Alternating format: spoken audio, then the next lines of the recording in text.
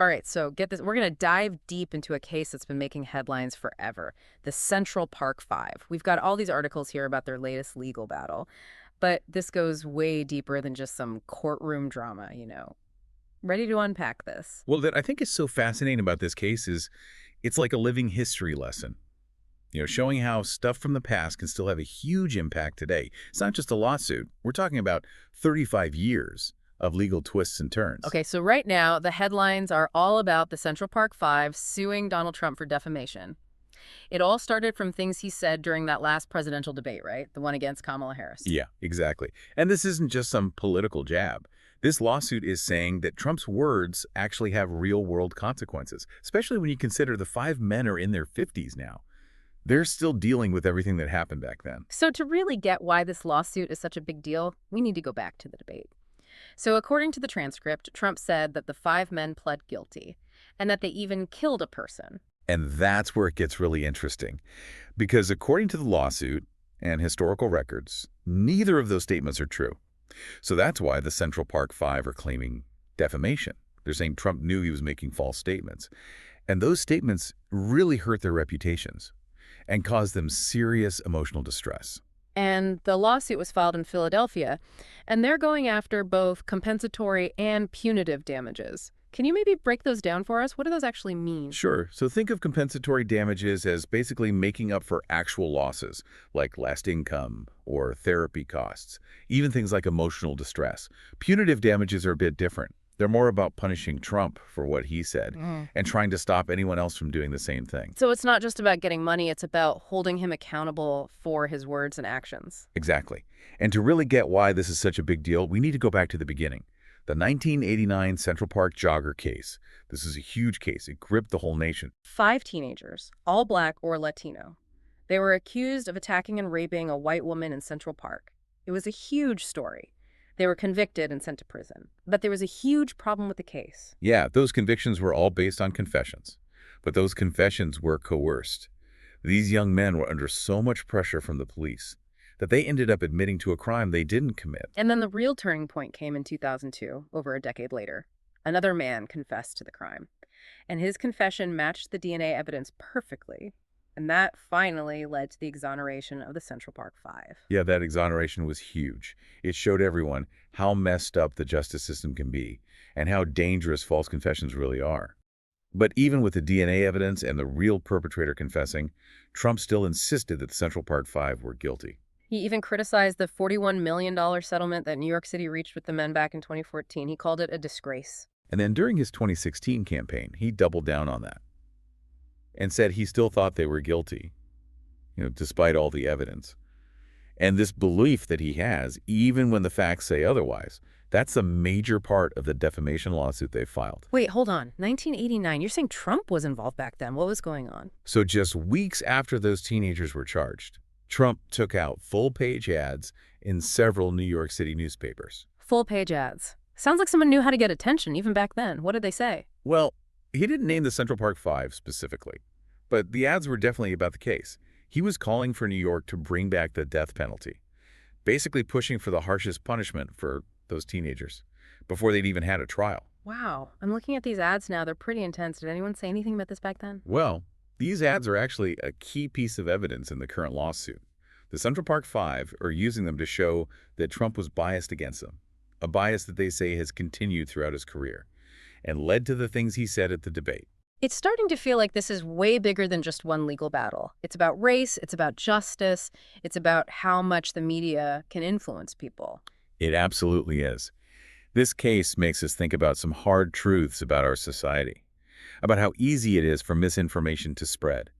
Even when we have the facts right in front of us, it shows the lasting impact of accusations and how important it is to fight for truth and justice. So we've got this new lawsuit because of what Trump said, but it's all tied up in this decades-old case. Even though the five men were exonerated and got a settlement, they're still fighting to clear their names and holding people accountable for the harm they've suffered. And that's what makes this case so fascinating. It's not just about the law, it's about people's lives and the long-lasting effects of accusations and public opinion. It makes you wonder how much power someone like Trump has to change what people believe, even when we know the facts say something different. It's honestly kind of scary. And you know what's crazy? This isn't even the first time Trump's refused to apologize for what he said about them. Like, even Yeah. back in 2019, he was still saying they admitted their guilt. It's like he just ignores the DNA and the real guy's confession. Yeah. I know, it's kind of mind-blowing that he's still holding on to that when all the evidence points the other way.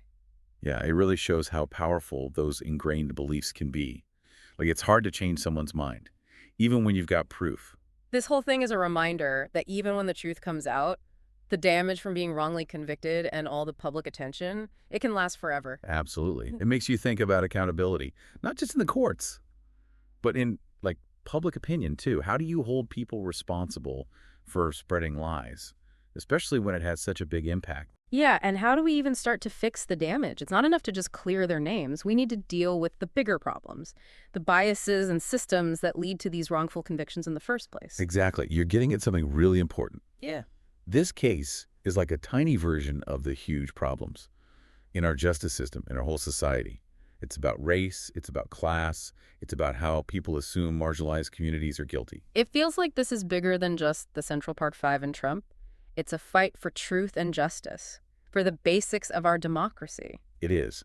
And it affects way more than just these guys. This case is going to shape how we see accountability and responsibility. It shows how much power words have to hurt people. It's amazing how the Central Park Five have not just survived all this, but they've become advocates for change. Their resilience is incredible. Like Yusuf Salam, he's on the New York City Council now. He's fighting for criminal justice reform.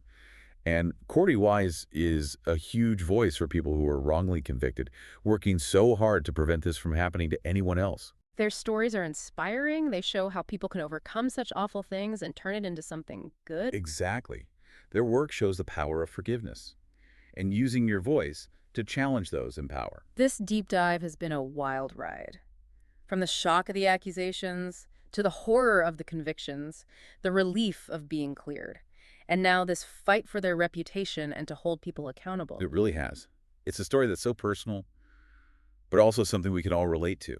It's about being human, about being vulnerable, about how we can cause harm, but also be incredibly strong. And it leaves us with a lot of questions. How do we stop these miscarriages of justice? How do we make sure everyone is treated fairly under the law? Yeah, how do we hold powerful people responsible? And maybe the biggest question of all, how do we create a society where truth and justice win? Even with all the prejudice and misinformation out there? These are questions we all need to think about, not just on our own, but as a society.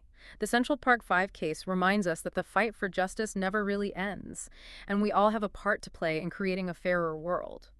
Yeah, it's really inspiring. You know, they took this awful experience and are using it to make things better for everyone. It really shows you the power of forgiveness, Mm. right? And standing up to power, especially when it's people in authority. It's kind of crazy looking back at this whole deep dive. We started with those accusations, then learning they were wrongly convicted, then the relief when they were cleared, and now this fight for their name and to hold people responsible. It's a lot. Yeah, it is. This story is so personal, but it's also something we can all relate to. It's about what it means to be human, to be vulnerable, to do harm, but also to be incredibly strong. And it leaves us with so many questions. How do we prevent this from happening again? How do we make sure the law treats everyone fairly, no matter who they are? Right, and how do we hold these powerful people responsible? I think the biggest question is, how do we build a society where truth and justice actually win, especially with all the prejudice and misinformation out there? Yeah, those are tough questions, ones we all need to think about, not just by ourselves, but as a society. This whole Central Park Five case shows us that fighting for justice never ends, and we all have to be part of making a fairer world. Well, we've gone pretty deep today, haven't we? We talked about the legal stuff, the history, the stories of the Central Park Five. It's been heavy, but also really eye-opening. Yeah, I agree. This case shows us how easy it is for lies to spread and how important it is to keep looking for the truth. Huge thanks to you for joining us for this deep dive. It was a long one, but hopefully you understand what's at stake here Yeah. and the importance of keep fighting for justice.